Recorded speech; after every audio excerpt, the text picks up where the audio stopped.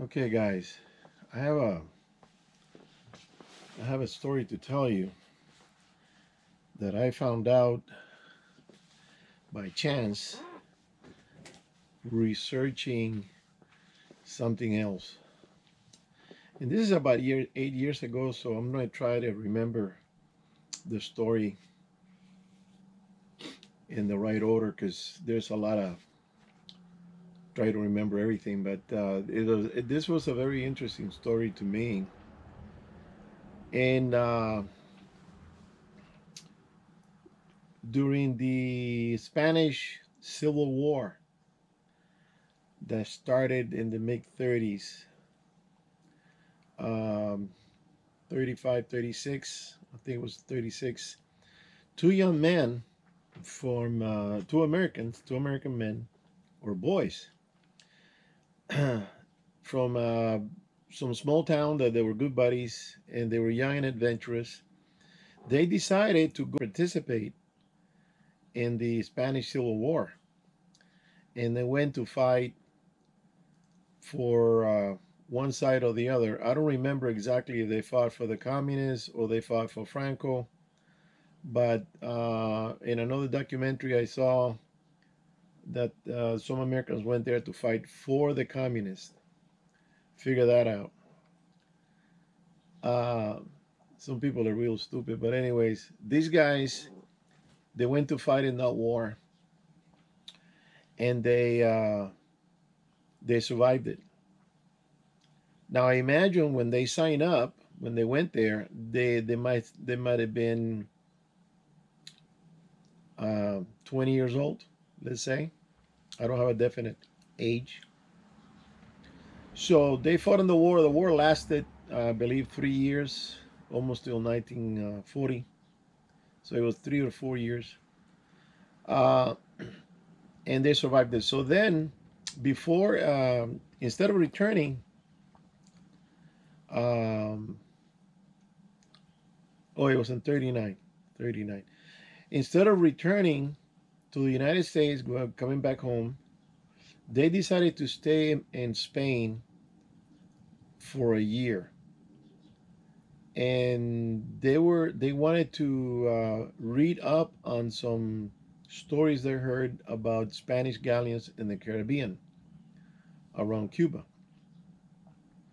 They wanted to find out where those ships sank.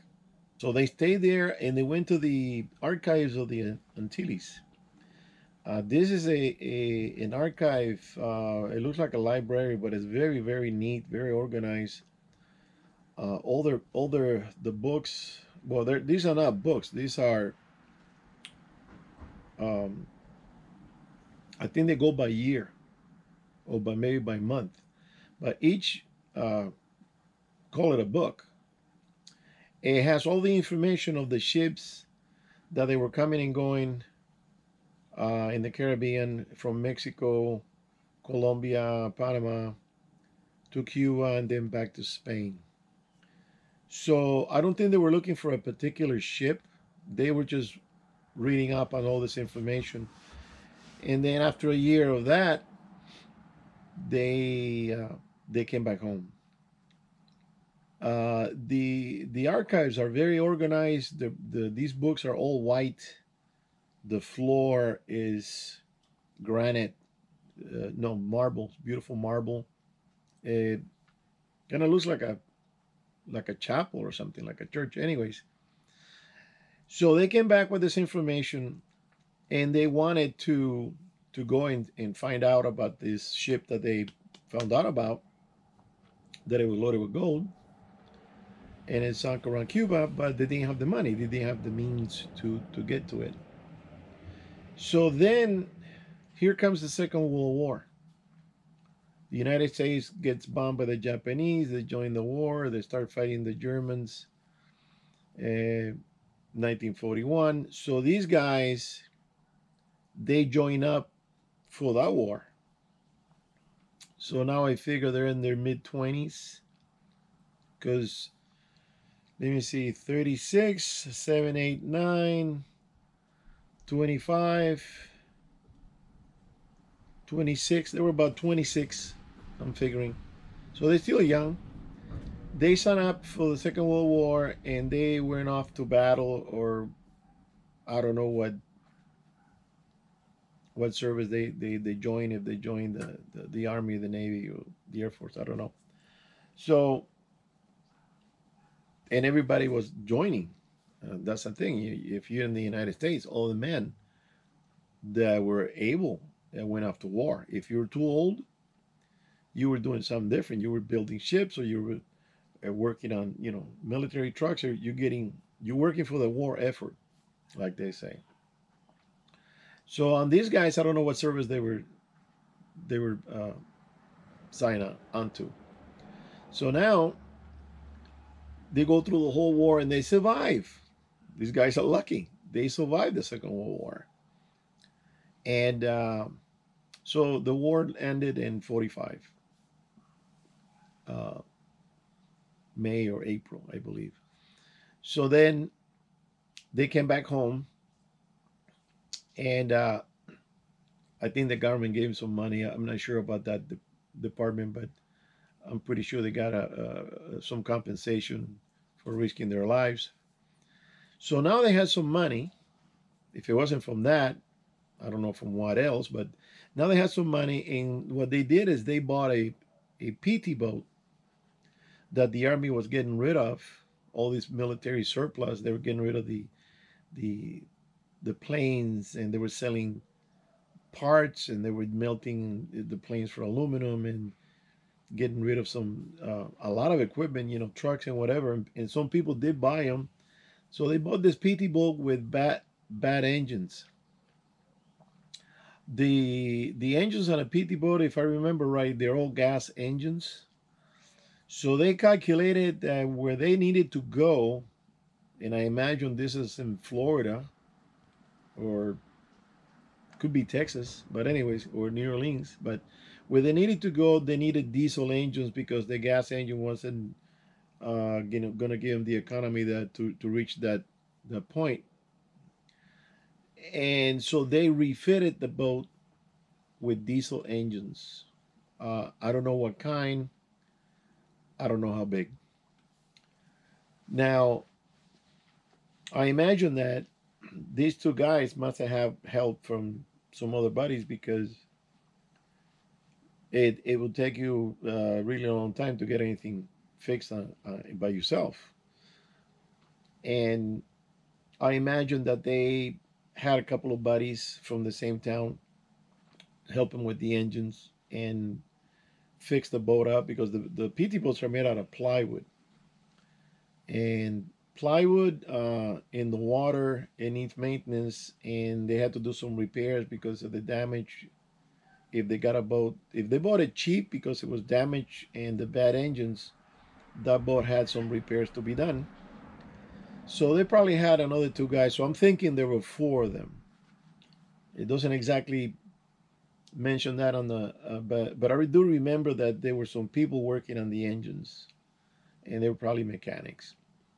So they got the boat ready, and I'm thinking that this is, let's say they bought the boat in 1946, after the war, maybe 47, and they spent a year working on the boat or more.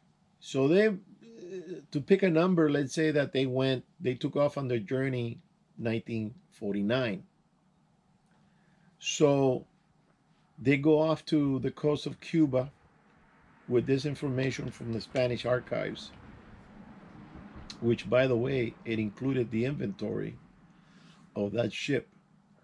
And the Spanish are famous for being very meticulous. And when they take an inventory, They put down everything, because they have to show the king and queen of Spain, when they returned from Cuba with all the gold that they melted from the Aztecs and the Incas, and all the jewelry they brought in from Colombia, all the emeralds, and if they did get some rubies, I'm not sure from where.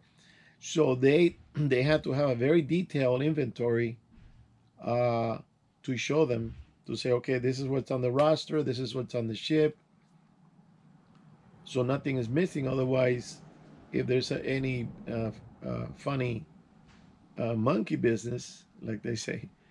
They'll go to the calaboose or get hanged or trying to steal from the king. So they have very detailed stuff inventories. So now they get to the spot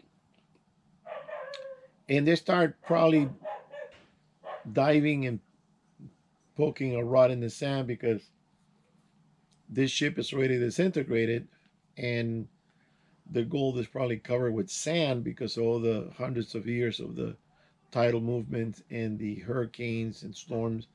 It's moving all the sand around and it will cover up the treasure. But they actually found the treasure. This is the amazing thing to me, for me also, that they went to a certain spot that the Spanish probably said, okay, it's 12 leagues from the coast and it's between this rock or something that they, a little sandbank or something in that area. And they had a name for that particular area and it was on the information. I don't think they had an actual map that X marked the spot. They just went by the written information. Um, if they would have had a map made, it would have been a lot better. So they did find the treasure, and so they were spending time. Back then they didn't have underwater detectors or anything. You actually have to drop anchor and dive around. Now the spot that where I think it is, because they mentioned some things, and I know that area. If it's the area I think it is, they got lucky because that area is shallow water. I mean, I'm talking 40 feet, 50 feet maybe maximum. Uh, Even I, in the shape I'm in, which is not the best, I would make a dive in 50 feet of water if I know there's a pile of gold waiting for me down there. So they were poking around, and this is a very desolate area. There were no towns or no fishing villages or anything on the coast, so nobody knew they were there. Remember, this is 1948, 49. I'm kind of guessing that the time period, even if it was 1950, let's say, it doesn't matter. There was a desolate area, and in part, it still is, with a few exceptions. So they started hauling up this treasure that they from that ship, and they loaded up the boat until the boat couldn't take it anymore. The PT boat, the weight of gold is very heavy, so the boat was sinking below the waterline, and it kept um, taking on this weight. And they probably had the room because a PT boat is roughly 40 feet. I think it's 40, 45 feet, something like that. Maybe a little bit longer. I'm not too sure, but somebody can correct me there. But I think it's either the size of a container. That's a 40 footer, to give you an idea, from a container ship. So I don't think they were 60 feet or anything. So it's 40. They probably had the room down below and up front, but gold is very heavy. To give you an example, let me see.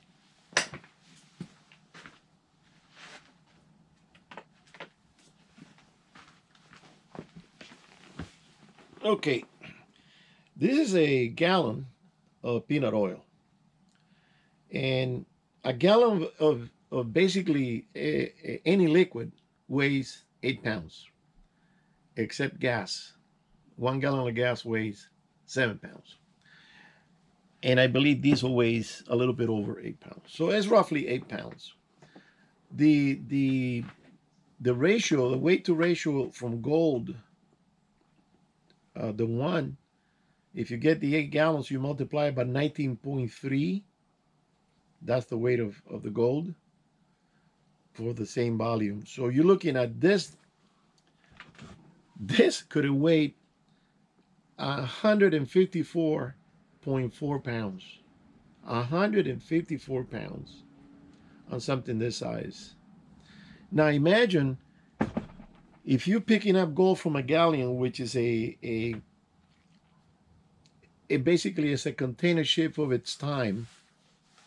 That ship was designed to load a lot of cargo and take a lot of weight.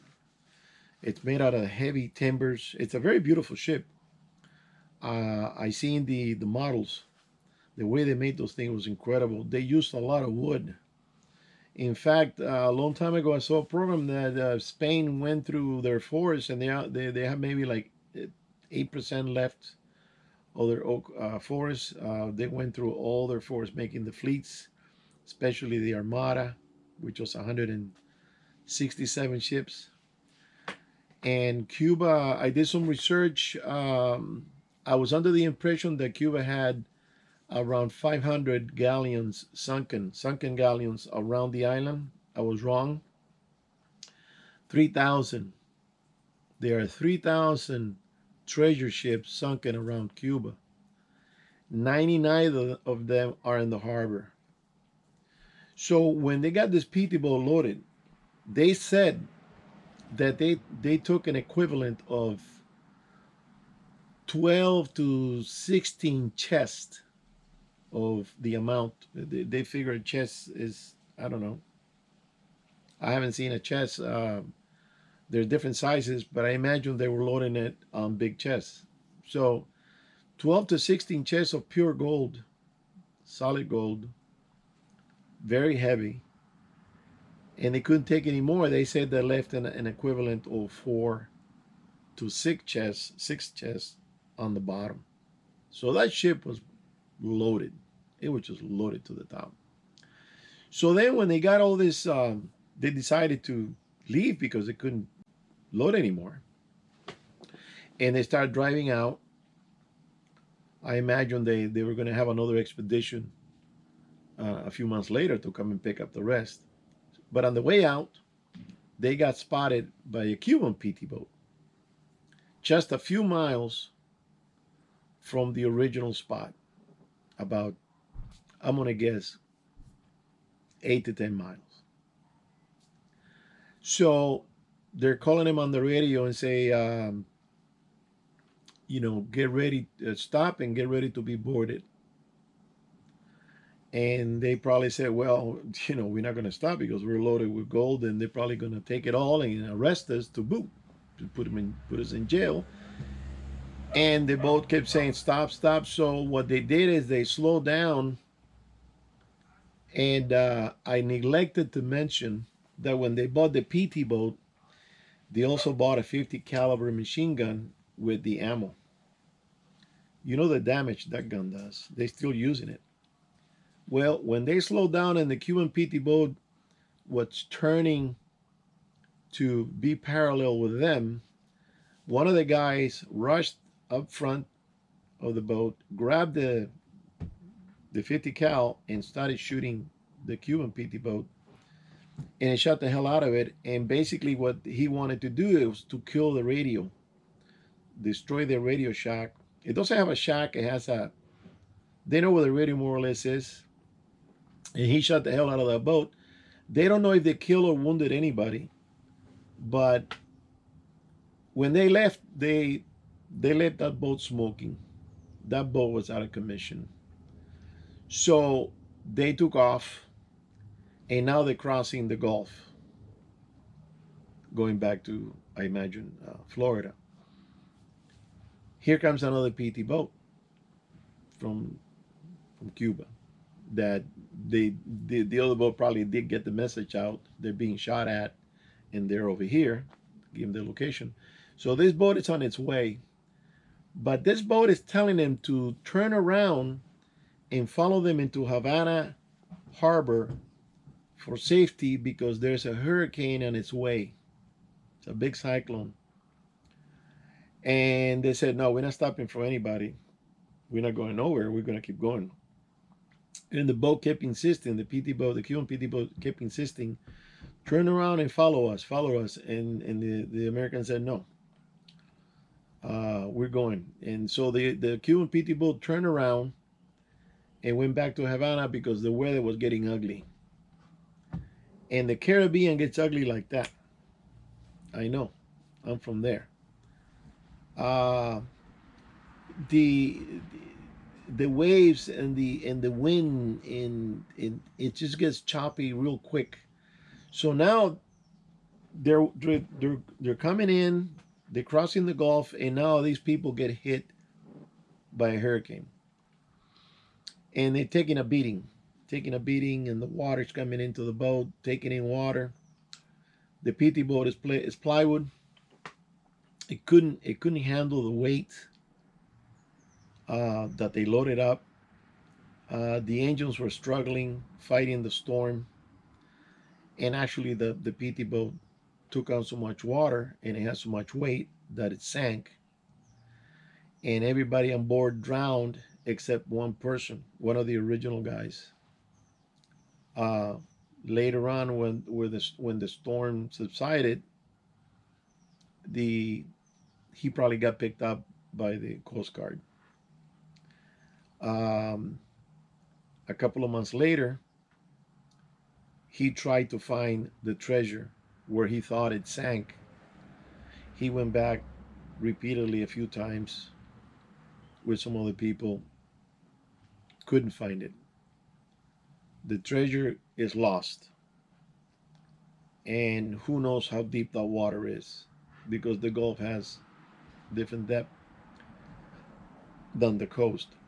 So the original spot, if it hasn't been discovered, there's 4 to 6 chests of gold sitting down there at 40 to 50 feet of water. I wouldn't bother if I was a treasure hunter, and not now because Cuba is a communist country, you can't go in and do anything. But later on, when it opens up, if it ever opens up, if I was a treasure hunter, I would start hunting in that and those depths for treasure, because sooner or later they're gonna hit it. They're gonna find it off the coast. So that treasure is probably still there. Um, and I think I know where it's at, and I can't get at it. It pisses me off. It's in a communist country, my old country. Uh, you're gonna need a lot of money to go search for this thing, because you need to lay out a grid on the ocean. And I have an idea more or less what it could be. I did some calculations, and it's a long corridor to Florida, and it's about 5 miles wide. That's a lot of water to search. You're gonna need to lay down a grid on your map and systematically go up and down, sideways, and go through that grid setup. Now with metal detectors, it's a lot easier. With metal detector on the water, metal detectors, and see if you can get a pin. But then you have the other issue. That area, there must be some sunken ships from the war. Um, there must be some sunken ships from hurricanes, modern uh, boats, fishing boats. The ocean has a lot of junk. Uh, the Department of, I think it's called NOAA, calculated that there's approximately 3 million sunken ships around the world. 3 million. So if you're looking for gold, if you're looking for the Spanish ships, you're probably going to end up finding some junk from the war, or from some accident or something, collisions or sunken containers. So imagine if you're driving back and forth with your metal detector, you're going to be getting a pin, you're going to stop, possibly drop anchor, spend a couple of hours down there with your portable metal detector. That's what I would do. And then see if you can find gold instead of an anchor or a chain, or a fishing boat, or you know or maybe a submarine, or a ship, or whatever. I mean, there's a lot of junk in the ocean. Basically, in every ocean has a lot of junk. Um, but that treasure, it would be nice if somebody with the money, because you need funds to do this. we'll go down there and find the lost PT boat. That would be a cool thing.